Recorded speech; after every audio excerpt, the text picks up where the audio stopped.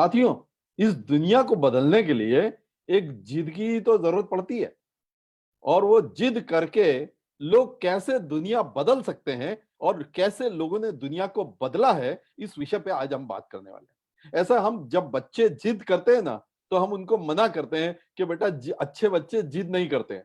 लेकिन साथियों, आज ये कहावत और ये अप्रोच बदल गई है।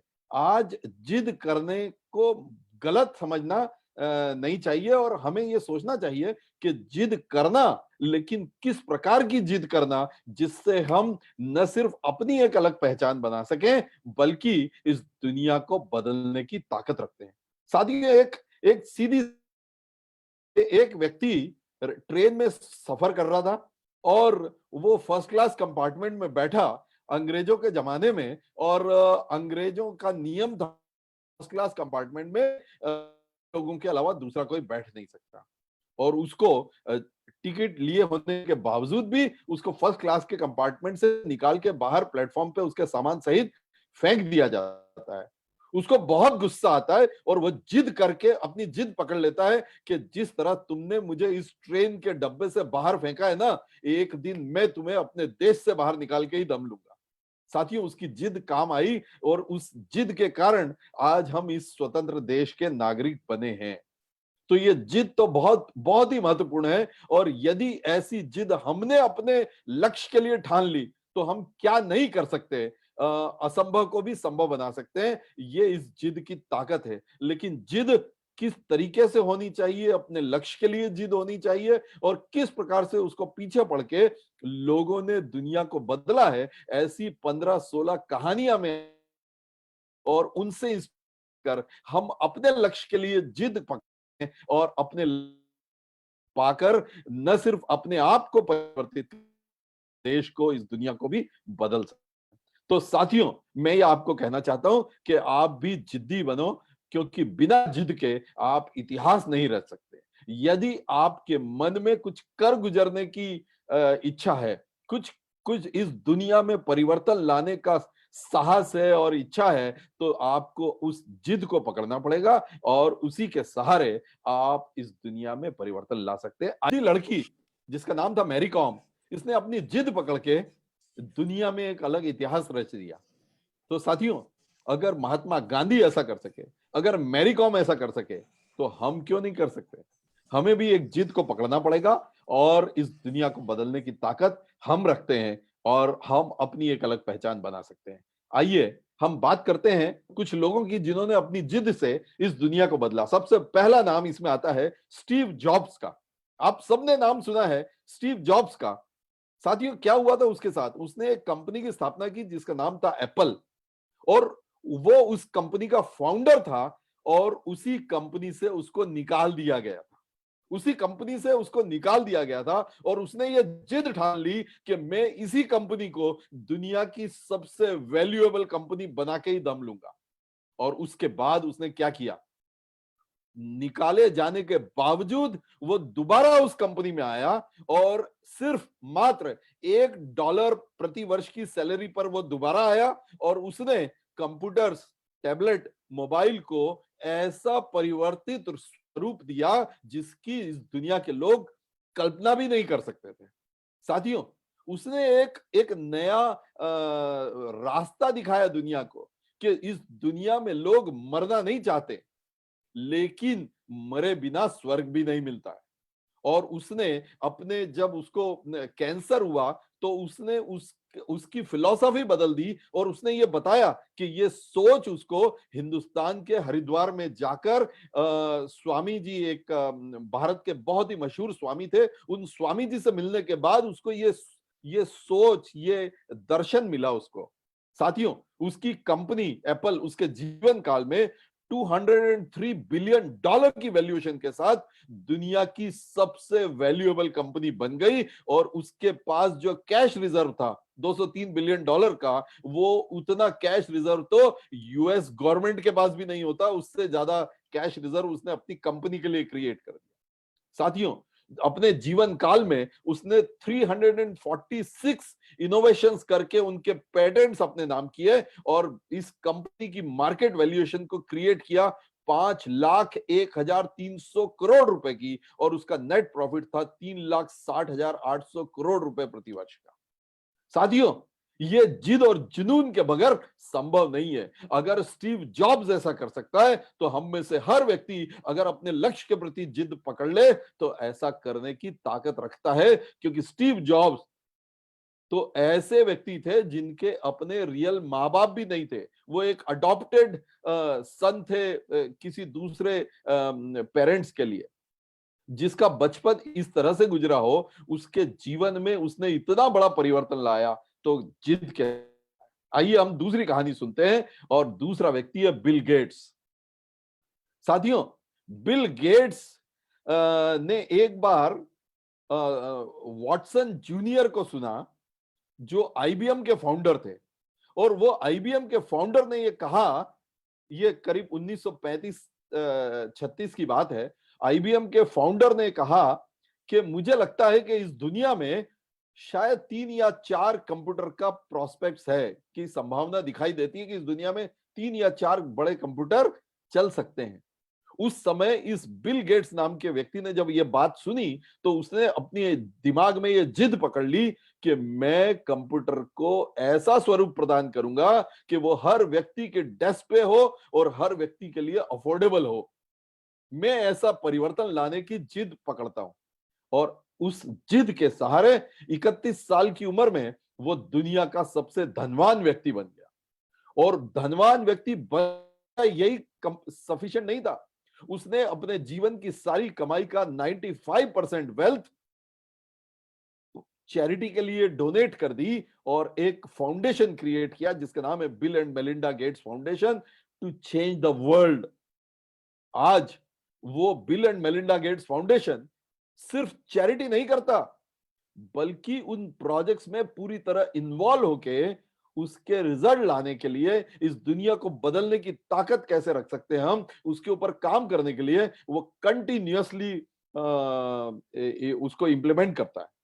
He works in the field of education, he works in the field of health, he works in the field of welfare schemes across the globe. पूरी दुनिया में इस विषय में काम कर रहे हैं। और साथियों, फ्यूचर लीडर्स तो इस दुनिया में ऐसे ही बनने वाले हैं जो दूसरों के लिए प्रॉस्पेरिटी क्रिएट करने के लिए काम करने वाले हैं। मैं मेरे लिए ज्यादा पैसा बना लूं, उसको कोई नहीं पूछने वाला। लेकिन अगर आप दुनिया को बदल सकते हो, अगर आप दुनिया के लिए प्रॉस्पेरिटी क्रिएट कर सकते हो, अगर दुनिया के लोगों की लाइफ को इजी बनाने के लिए काम कर सकते हो, तो दुनिया पूछने वाली। एक और व्यक्ति है जिन्होंने जिद और जुनून से इस दुनिया को बदला, उनका नाम है डॉक्टर एपीजे अब्दुल कलाम। साथियों, एक ऑर्डिनरी व्यक्ति जो रामेश्वरम के एक मछुआरे के घर में पैदा हुआ। साथियों, इनकी कहानी ऐसी है कि एक दिन इसने अपने पिताजी को जाकर बोला कि मेरी स्कूल की पढ़ाई पूरी हो चुकी है, अब मैं कॉलेज में आगे और पढ़ाई करना चाहता हूं। तो उसके पिताजी ने इसको जवाब दिया कि तुम अकेले नहीं हो, मेरे 9 बच्चे हैं, और सबके को कॉलेज में पढ़ा पाना मेरे लिए संभव नहीं है, ये संभव नहीं होगा। तो उसने कहा, पिताजी मुझे तो सिर्फ आपसे आशीर्वाद चाहिए, मेरी पढ़ाई के खर्चे का इंतजाम तो मैं खुद कर लूंगा। और उसने घर घर जाकर अखबार बांटा और उस पैसे से अपनी पढ़ाई के खर्चे का इंतजाम किया।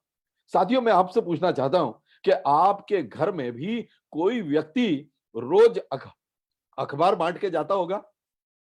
क्या कभी आपको उसका नाम भी पता है, जो व्यक्ति आपके घर में रोज अखबार डाल के जाता है?